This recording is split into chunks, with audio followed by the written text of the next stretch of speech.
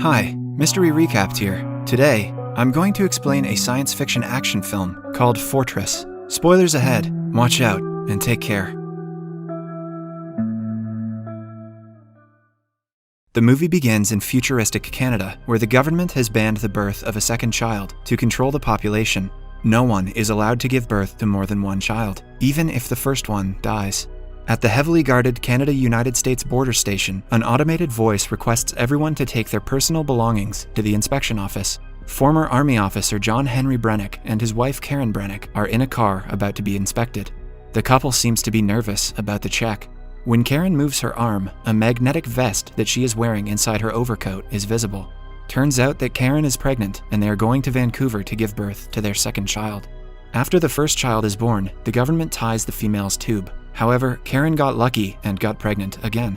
Hence, the magnetic vest is to cover her pregnancy. When they are at the inspection center, the soldiers order them to get out of the car with their belongings. While a soldier checks Karen's bag, a girl in front of them gets arrested for being pregnant.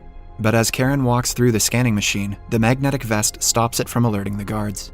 The couple is safely outside, but one guard approaches them and notices the magnetic vest on Karen. An alarm starts to ring and the soldiers attack them. John manages to fight them and runs away with Karen to cross the bridge. As the soldiers pursue them, John asks Karen to run away without him, and she reluctantly agrees. John is soon arrested, but Karen manages to flee. In the following scene, we see John and other prisoners like him in a vehicle being taken to a prison called the Fortress. It is a privately owned maximum security prison offered by the Mentel Corporation. The Fortress lies in the middle of a massive desert, and escaping from the prison is impossible. They get inside the facility, and the guards make them strip naked.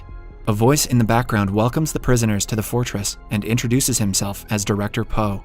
The prisoners are then brought to a room where everyone is fitted with a psychological security intelligence system. The system is fitted into their intestine and is triggered when anyone breaks the prison's rules. The process is called intestination. Poe announces that after the implantation of the technology, the prisoners who cross the yellow line on the floor will be induced with extreme pain in their abdomen, and the ones who cross the red line will die instantly.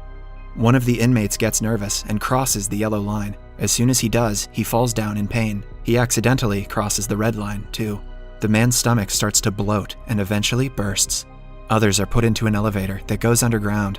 It is revealed that the prison is 30 stories underground. John and a fellow inmate named Nino Gomez are led off on a floor. They are greeted by a monitoring device called the Z-10, which takes them to a crowded prison cell.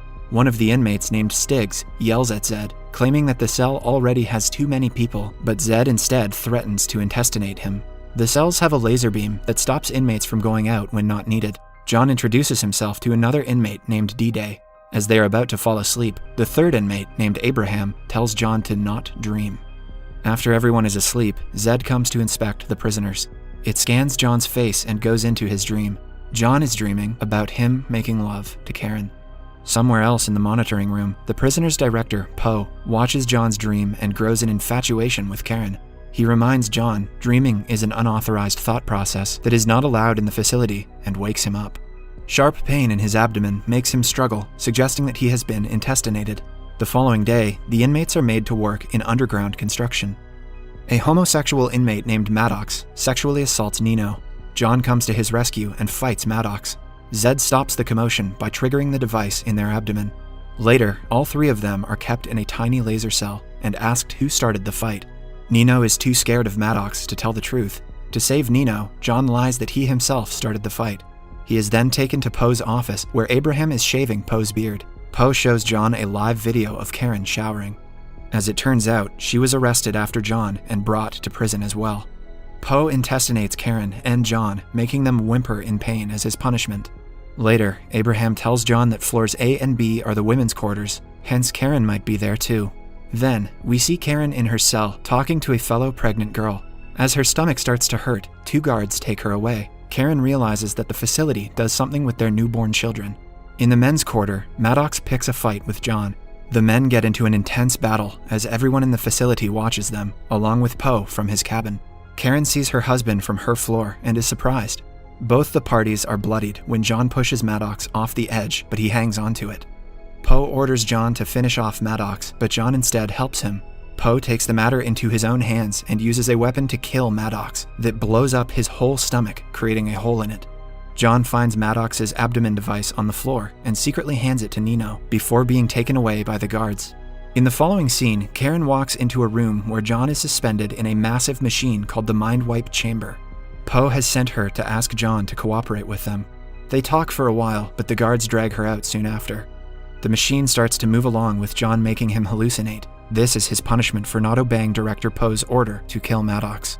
John's brain slowly starts to break down as he sees his time at the military, his wedding day, and so on.